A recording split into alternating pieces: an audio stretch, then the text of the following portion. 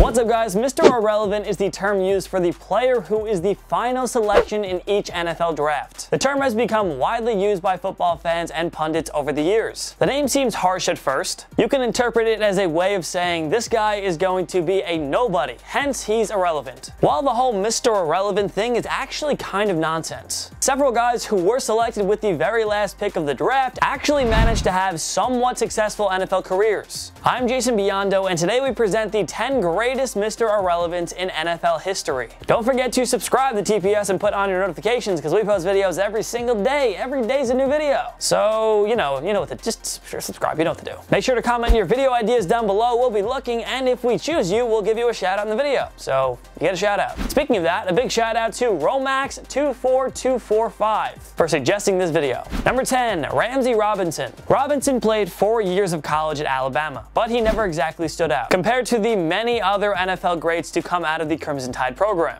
Nonetheless, the Detroit Lions took a chance on Robinson and selected him with the 255th pick in the 2007 draft, making him just the latest Mr. Irrelevant. It looked like Robinson's NFL career would be very short. However, as the Lions released him just before the regular season started, the Lions would later bring back Robinson, who would play 6 games in his rookie year. Robinson went on to play 13 games for the Lions in 2008. Yes, that was the extremely forgettable and embarrassing 0-16 season in Detroit. Robinson then played a total of 7 games in 2009, split between the Cleveland Browns and Philadelphia Eagles. Robinson's last gasp of maintaining his NFL career came in 2012 when the Denver Broncos signed him. Robinson was released before the season, however, and he would give it a shot in the CFL. But his tenure there didn't last long either. Robinson finished his NFL career with 36 tackles. After his playing career, he was hired by the Kansas City Chiefs to be their player engagement coordinator. Number 9, Isto Averno. The Muhlenberg product played guard and linebacker throughout his career. Averno was the final pick in the 1951 NFL Draft. The Cleveland Browns had selected Averno in the 30th round, 362nd overall. Averno would play for the Baltimore Colts, Dallas Texans, and New York Yankees throughout his 5-year career. He played a total of 51 games and finished with 5 forced fumbles. After his playing career, Averno experienced multiple health problems. He would later push for the NFL to provide health benefits to its former players. Averno was quoted saying this: "The owners and players make so much money today. I don't know why they don't want to do more to help the guys that started this league." Some years before Averno's death in 2012, he got to see the NFL introduce stronger pensions and better healthcare benefits for its retired players. And honestly, it sounds more like Mr. Relevant than Mr. Irrelevant if you ask me. Number 8, John Tuggle. This amazing underdog story was tragically cut short, but the late John Tuggle provided inspiration and hope for every kid who was picked last in gym class. And of course, for every Mr. Irrelevant in the history of the NFL. Back in 1983, the New York Giants selected Tuggle with the 335th pick. The California product was taken as a running back, but he ended up playing special teams for the Giants in the 1983 season. Tuggle became a favorite of legendary head coach Bill Parcells, and he was named the Giants Special Teams Player of the Year in his rookie season. The Giants opted not to retain Tuggle after the 1985 season. Sadly, he was later diagnosed with cancer, and Tuggle passed away in 1986 at the age of 25. Tuggle's legacy lives on though. He beat the odds and made an impact in such little time as an NFL player. ESPN ran a 30 for 30 documentary on Tuggle, the irrelevant giant. That's quite the impact for someone who was supposed to be, well, irrelevant. Number 7, David Vabora. The scouts weren't so high on the Idaho prospect as he entered the 2008 NFL Draft. He kept waiting and waiting until the St. Louis Rams drafted him with the 252nd selection in 2008. He was on the practice squad and only started midway through the season when the Rams were hit with injuries. He made his presence felt right off the bat, noticing 5 tackles and a loss to the Miami Dolphins. He was set to become a regular season starter for the 2009 season, but he was hit with a 4-game suspension after violating the league's policy on PEDs. That unfortunately ruined his tenure with the Rams, and he fell out of favor with the team. He signed with the Seattle Seahawks and started 6 games in the 2011 season. He finished his career with 97 combined tackles and 2 sacks, which is not really too bad. Number 6, Matt Elliott. The 6'3", 295-pound guard was a key cog at Michigan, where he played 4 seasons. This was highlighted by a 1991 Gator Bowl victory where the Wolverines defeated the Ole Miss Rebels 35-3. Elliott was named co-MVP for his efforts as well. In his final year of college, Elliott was named a first-team All-American. You'd think it'd be enough to enhance his value for the 1992 drafts, but nope. Elliott was the Mr. Irrelevant pick of 1992, or if you want to call him Mr. Elliott,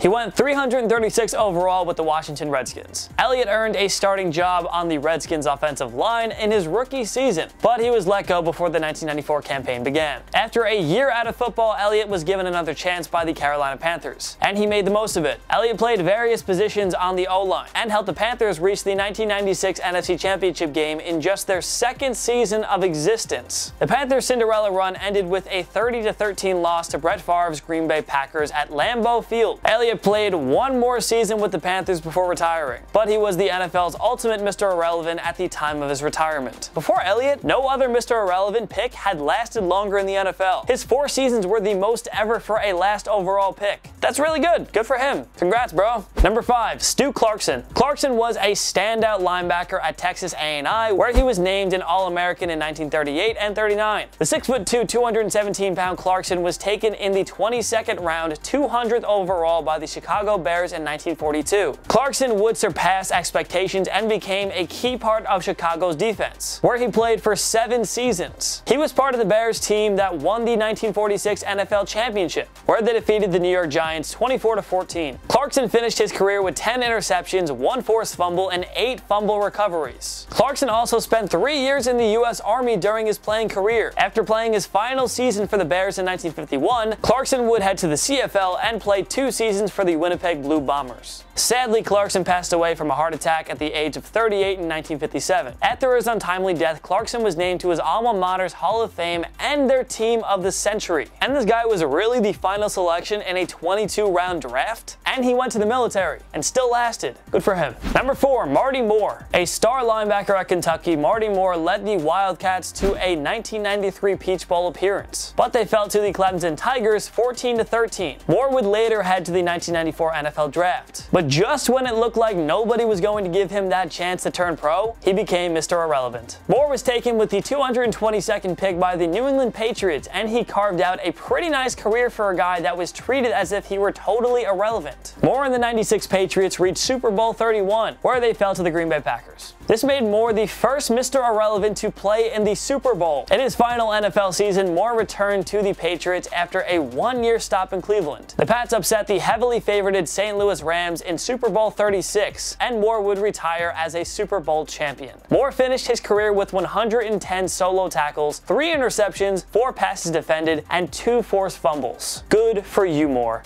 You killed it. Number 3, Jim Finn. The odds were always against Jim Finn, not just because he was 1999's Mr. Irrelevant, but also because he was a fullback, a position where few ever succeeded in the NFL. Nonetheless, the Chicago Bears took a chance on the Pennsylvania prospect, selecting Finn with the 253rd selection. His tenure in the Windy City did not last long, however. Finn was waived and had to settle for a spot on their practice squad. Finn would play 3 seasons with the Indianapolis Colts before joining the Giants in 2003. Finn wasn't used much as a running back, but he was a prime run blocker for Tiki Barber in the latter's final 2 NFL seasons. Finn unfortunately missed all of 2007 because of injuries, but his Giants went on to win Super Bowl 42, defeating the 18-0 New England Patriots to end their bid at a perfect season. Finn had just 30 rushing yards in his career, but he did more damage as a pass catcher. He finished with 60 receptions for 423 yards and 1 receiving touchdown. Going from Mr. Irrelevant to Super Bowl champion? Now that's a prime example of why nobody should ever give up, like ever. Number 2, Mike Green.